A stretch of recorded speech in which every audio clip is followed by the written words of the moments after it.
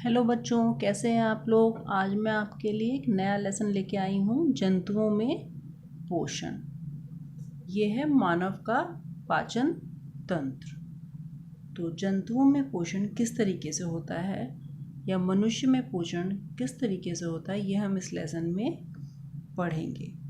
प्रत्येक जीव को बढ़ने के लिए भोजन की आवश्यकता होती है और इसलिए सभी जीव जो है अनिवार्य रूप से भोजन ग्रहण करते हैं। मतलब कि भोजन ग्रहण करना आवश्यक है, इसके लिए इसके बिना हम जीवित नहीं रह सकते हैं, है ना। आपने विभिन्न जंतुओं को भोजन ग्रहण करते हुए देखा है। जंतु अपने से छोटे जंतुओं को खाते हैं, कीड़े मकोड़ों को खाते हैं, और कुछ जंतु जो है घास खाते हैं और कुछ छोटे पौधों को खाते हैं, कुछ फल फूल खाते हैं, पत्तियां आदि खाते हैं। इस तरीके से सब अपना भोजन ग्रहण करते हैं। ठीक है। जीवों द्वारा भोजन ग्रहण करने और इसे पचाने की क्रिया को ही हम पोषण कहते हैं। मतलब इसमें दो प्रोसेस हो गए, एक तो जीवों द्वारा भोजन ग्रहण करना और इसे पचाने की क्रिया को हम क्या कहते हैं, पोषण कहते हैं। तो इस प्रकार पोषण प्रक्रिया के दो पार्ट हैं। पहला पार्ट है विभिन्न खाद्य पदार्थों को ग्रहण करना और दूसरा है उसका पाचन। इस तरीके से पोषण प्रक्रिया के दो पार्ट हैं। पहला विभिन्न खाद्य पदार्थों को ग्रहण करना, इसको हम कहते हैं अंतःग्रहण, और दूसरा पार्ट है उसका पाचन। भोजन अंतःग्रहण करना मतलब कि हमें भोजन को ग्रहण करना, उसके बहुत सारे प्रोसेस है। उसके बाद सेकंड हो गया उसका पाचन। तो भोजन अंतःग्रहण की विधियाँ कौन कौन सी हैं। हम जानते हैं कि विभिन्न जंतुओं में भोजन का अंतःग्रहण जो है मुख द्वारा होता है, मतलब कि मुंह द्वारा होता है। ठीक है। जैसे चींटी, मक्खी, केंचुआ, गौरैया, मेंढक आदि भोजन का अंतःग्रहण किस तरीके से करते हैं। चींटी और ये सब जंतु जो हैं अपने भोजन का अंतःग्रहण किस तरीके से करते हैं। क्या इनके पास कोई विशेष अंग होते हैं। जैसे मक्खी है, मधुमक्खी है, तितली आदि कीटों के मुखांग जो है विशेष प्रकार के होते हैं। इनके मुख पर मतलब विशेष प्रकार के स्ट्रक्चर्स बनी होती है जिसके द्वारा ये भोजन ग्रहण करते हैं। जैसे टिड्डे के पैने मुखांग और मधुमक्खी, तितली आदि में लंबी नलिका समान संरचना होती है जिसके द्वारा ये भोजन ग्रहण करते हैं। ऐसे ही सरीसृप वर्ग में क्या होता है, छिपकली के दांत मुड़े हुए और नुकीले होते हैं। ठीक है। इनमें चबाने वाले दांत नहीं पाए जाते हैं क्योंकि ये पूरा का पूरा ही भोजन निगल लेता है। आपने देखा होगा ना, दीवार पर जो छिपकली घूमती रहती है ये पूरे ही कीड़े को निगल लेती है ना। इसी तरीके से स्तनधारियों के दांत काटने, फाड़ने तथा चबाने के अनुरूप होते हैं। पक्षियों में दांत के स्थान पर क्या होती है, चोंच होती है, और चोंच की आकृति अलग अलग होगी, है ना। ऐसे ही बहुत छोटे जीव जो होते हैं, एक कोशिकीय जीव जैसे अमीबा में भोजन ग्रहण करने के लिए क्या होते हैं, पादाप होते हैं। उसके जो बॉडी होती है उसी में से स्ट्रक्चर बनते रहते हैं और बिगड़ते रहते हैं। इसी तरीके से हाइड्रा में क्या होते हैं, स्पर्शक होते हैं या टेंटिकल्स होते हैं भोजन ग्रहण करने के लिए। तो इस तरीके से सभी जीवों में अलग अलग स्ट्रक्चर्स होते हैं भोजन ग्रहण करने के लिए। तो फर्स्ट तो प्रोसेस ये हो गया कि सब जीवों में अलग अलग स्ट्रक्चर्स होते हैं जिसके द्वारा वो भोजन अपने मुंह के अंदर लेते हैं। अब सेकंड प्रोसेस आ गया भोजन का पाचन, है ना। मानव में पाचन या उसका डाइजेशन किस प्रकार होता है। तो मनुष्यों में मुख द्वारा ग्रहण किया गया भोजन एक लंबी नलिका से गुजरता है जिसे आहार नाल कहते हैं। जैसे ये है पूरी हमारी आहार नाल, ये है पूरी आहार नाल, इसमें से होकर भोजन गुजरता है और तब उसका पाचन होता है। तो इसके क्या क्या पार्ट्स हैं, मुख गुहा, ग्रासनाल, आमाशय, छोटी आंत, बड़ी आंत, मलाशय और गुदा द्वार। इस तरीके से पूरा डाइजेशन इसके अंदर होता है। दांत हमारे पास कितनी तरह के होते हैं। दांतों का क्या कार्य होता है, काटने का कार्य होता है। कृतनक, रदनक का कार्य क्या होता है, फाड़ने का कार्य होता है। अग्र चवर्णक, इनका काम क्या होता है, पीसने और चबाने का होता है। चवर्णक का काम क्या होता है, पीसने और चबाने का होता है ना।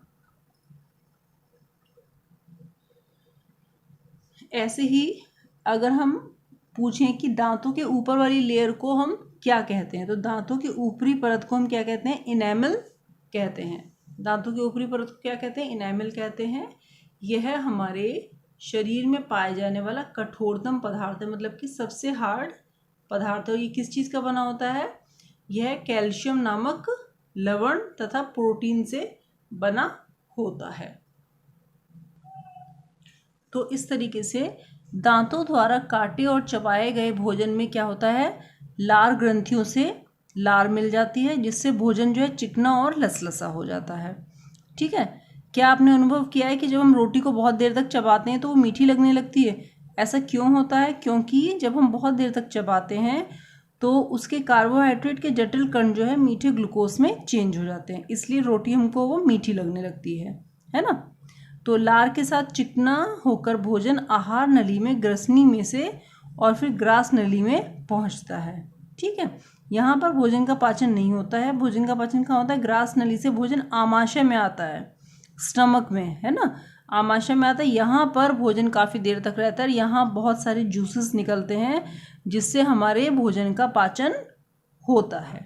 और इसके बाद अब भोजन कहाँ जाता है? आमाशय से भोजन छोटी आंत में आता है। आमाशय से भोजन छोटी आंत में आता है।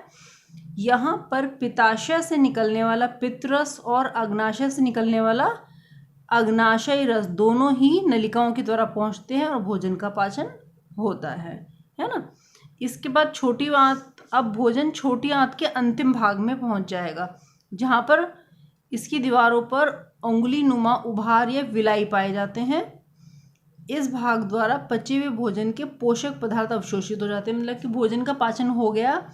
जो ये विलाई हैं, विलाई, इनके द्वारा भोजन में से पोषक पदार्थ एब्जॉर्ब कर लिए जाते हैं। तो इस क्रिया को हम कहते हैं अवशोषण। ठीक है। अवशोषण के बाद क्या होता है?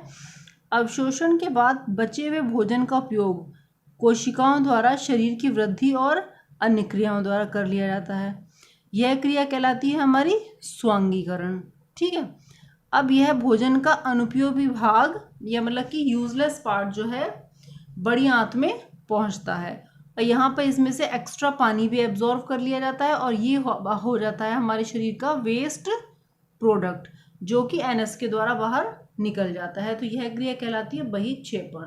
तो इस तरीके से, इस प्रकार पोषण की प्रक्रिया निम्नलिखित चरणों में पूरी होती है। पहला हुआ अंतःग्रहण, भोजन ग्रहण किया, फिर उसका पाचन हुआ, फिर उसका अवशोषण हुआ, फिर उसका स्वांगीकरण हुआ और फिर बहिक्षेपण हुआ, मतलब कि बाहर निकालना। अब हम इसमें देखेंगे एक टेबल के द्वारा कि भोजन पहले मुखगुहा में पहुंचा। मुखगुहा में क्या क्या चीज़ें सिक्रीट होती हैं? लार, टाइलिन एंजाइम इसमें मिल जाता है। ठीक है। और भोजन के अवयव, मतलब किस रूप में भोजन चेंज हो जाएगा? कार्बोहाइड्रेट या मंड के रूप में। और पचने के बाद भोजन का सरलतम रूप क्या हो जाता है? माल्टोज। ऐसे ही ग्रास नली में यही रहेगा भोजन, इसी तरीके से चबाया हुआ भोजन रहेगा, कोई चेंज नहीं होगा। इसके बाद आ गया भोजन आमाशय में।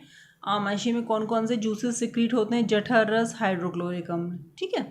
भोजन के अवयव क्या क्या होते हैं? प्रोटीन, दूध, पॉलीपेप्टाइड।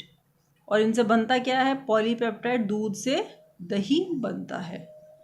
छोटी आंत में क्या होता है? कौन कौन से जूसेस होते हैं? पित्त रस होता है, बाइल जूस, अग्नाशयी रस होता है ना। और भोजन के अवयव कौन कौन से होते हैं? वसा, प्रोटीन, पॉलीपेप्टाइड, स्टार्च, माल्टोज। और किस चीज़ में चेंज हो जाते हैं? माल्टोज, अमीनो अम्ल, वसा, अम्ल, ग्लिसरॉल। ठीक है।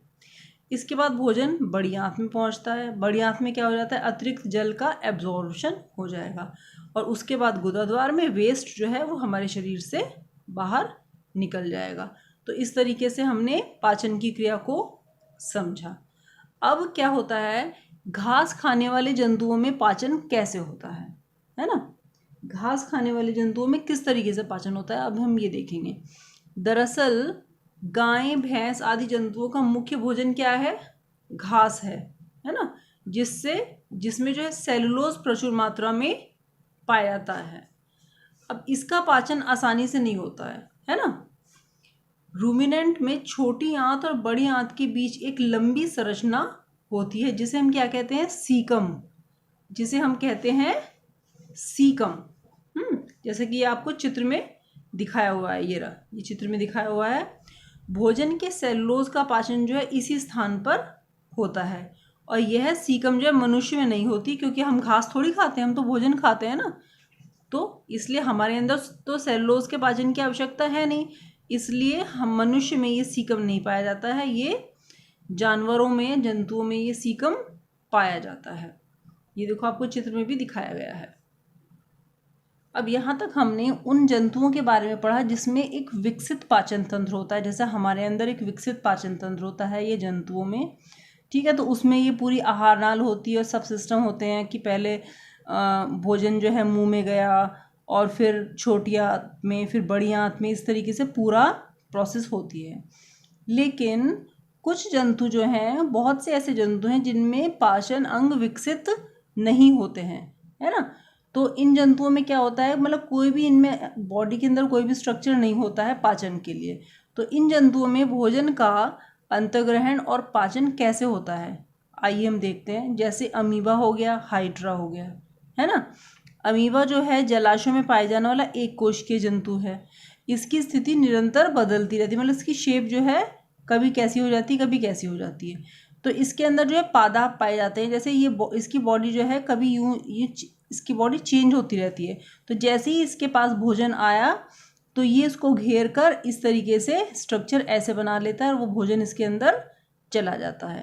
तो ऐसे ही है हाइड्रा। हाइड्रा में क्या पाए जाते हैं, टेंटिकल्स। जैसे ही टेंटिकल्स के हाइड्रा पानी में पाया जाता है, जैसे ही भोजन इन टेंटिकल्स के पास आता है, ये सारे टेंटिकल्स उसको घेर लेते हैं और भोजन इसके अंदर चला जाता है। तो इस प्रकार जो है ये दोनों भोजन ग्रहण करते हैं, अमीबा तथा हाइड्रा में भोजन का ग्रहण। तो हमने क्या क्या चीजें देखी इसमें। पोषण प्रक्रिया के अंतर्गत भोजन का अंतर्ग्रहण और पाचन दोनों होते हैं, है ना। पहले मतलब दो पार्ट हैं, पहले अंतर्ग्रहण हुआ फिर उसका पाचन हुआ। विभिन्न जीवों में भोजन के अंतर्ग्रहण की अलग अलग विधियां होती हैं। मनुष्य में भोजन का पाचन कैसे होता है, आहार नाल के द्वारा होता है। आहार नाल के विभिन्न भागों में अलग अलग पाचक रसों का स्रावण या सिक्रीशन होता है जो भोजन के पचाने में सहायक है। पाचन प्रक्रिया छोटी आंत में प्रथम भाग में पूर्ण हो जाती है, जबकि इसके अंतिम भाग में भोजन का अवशोषण होता है। तो इस तरीके से हमने जंतुओं में पोषण पढ़ा।